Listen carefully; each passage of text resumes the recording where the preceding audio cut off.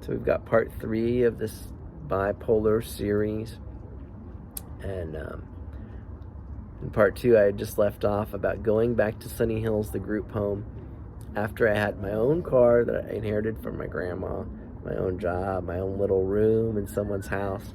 I was like living on my own, like I made it in Oakland. And I went back to Sunny Hills, where I had been for like over 2 years, like, 2 years and some change, couple months. And I'd made it, and I was hanging out with everyone, and I just felt so proud of myself. And there was another guy who graduated, and I think he had a job too, but I feel like he was really struggling.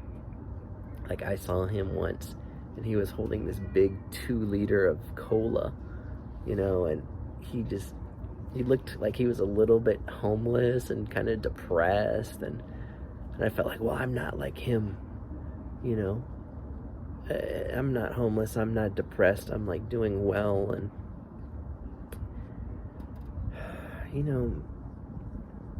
being bipolar like me it can be hard, it can be a struggle, and especially when you compare yourself to other people, especially people who are like in your same sort of demographic, like your same group. Okay, so I'm white, I'm a man, I'm middle class, and I know a lot of people like around my area that, they went to a 4-year university, they graduated, and then they got a good job. They had a career, maybe making 6 figures. And then there's me, most I ever made was like $4,000 a month. And, in San Francisco, and that's not much, it really isn't, compared to my sort of like demographic, like my white male middle class Bay Area college educated parents. Like, if you compare those statistics, I'm really like underperformed. Like my mom, she has like 2 sisters, and they both graduated 4-year university. I mean, most of my family graduated 4-year university and has these like great jobs. And then there's me. I went to a 2-year university. I worked off and on. I didn't have great jobs. And, it's easy to really think of yourself in terms of career and money and success, especially for me, who's kind of like underachieved. And like, it would be so easy to just blame everything on the bipolar and be like, oh, well, that's because I'm bipolar, and of course I'm never be as good as them. And that's not exactly true, because I had this psychiatrist, and he was bipolar, and he really struggled. He went to medical school, and he had to drop out. It was so hard, but then he went to another medical school, and he really pushed through it and became this like, good psychiatrist, making a heck of money, like a ton of money. And, you can still make it being bipolar. It's just a lot harder. And, it's, I'm not trying to say like being bipolar is like a lot harder than I know other things, and I don't want you to like feel sorry for me or anything, but I don't know, it's just, especially if you have like a family or a friend who's bipolar, or I guess if you're just curious about it and you're watching these videos, it's just good to know that its ins and outs, the ups and the downs, what it does, how it affects your life, and how it can affect your life. And I mean, if you can still succeed, like if you have bipolar yourself and you're curious like what it's like for someone else like me who's bipolar, like I succeeded, like nobody would be arguing with me about that. Like, I've got money and health, and I am fairly normal in terms of social, I can talk to people, I've got some friends, and I'm fairly happy and stuff. I mean, I can still get depressed and things, but I'm 38 and I made it. So, if you're bipolar, especially if you're a teenager and you're young and you're like suicidal or really depressed and you don't know if you can make it, and you think, well, since I'm bipolar, I can't do it. Like, no, that's not true at all. Look at me. You're watching me in this video. I made it. I had a dark moment in a mental hospital. I went to a group home for teenagers. I went to a group home for adults.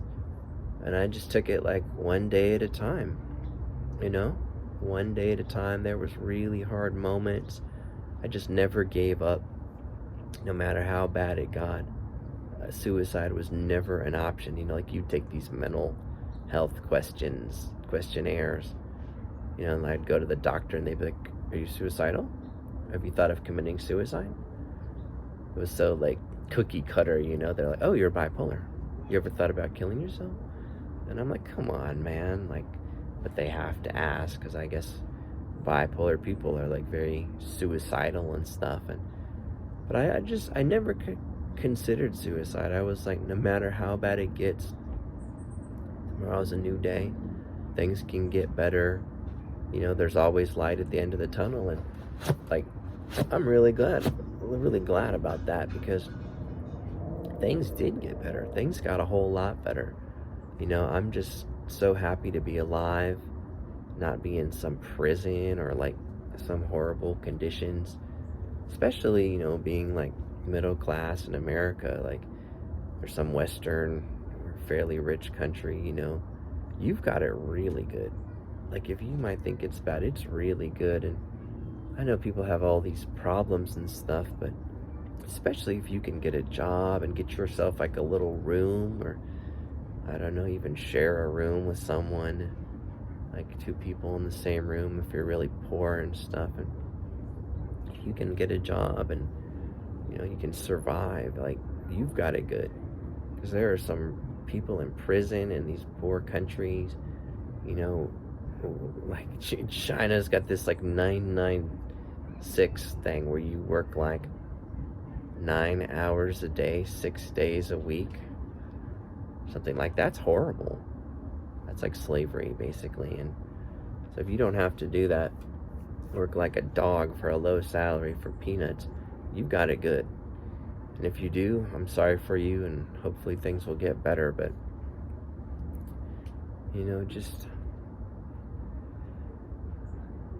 just don't worry too much if you're bipolar about like, can I make it?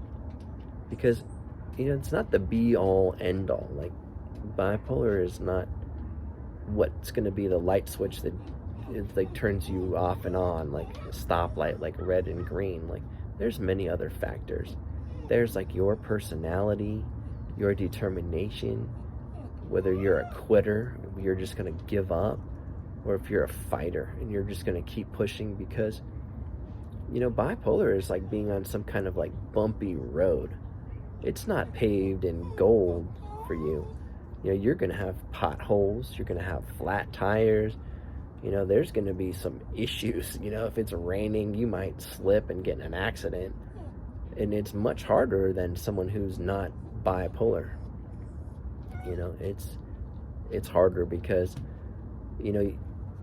bipolar is just like the starting point. But just because you're bipolar doesn't mean you're not going to have like drama and trauma at your house, and you're not going to have the same stresses that, other people who aren't even bipolar. So like, it can compound, you could be manic, you could be depressed, you could have all these symptoms and stuff, and you still have other shit to deal with. Your life's not any easier. But I did it, you can do it.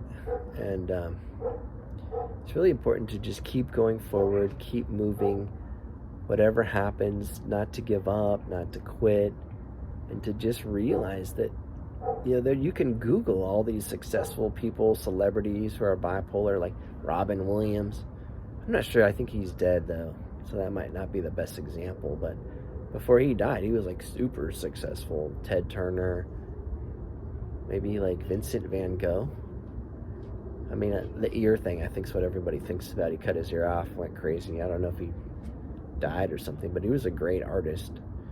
But there's tons of successful people who are bipolar. You can still live a good life and, just get your stuff together.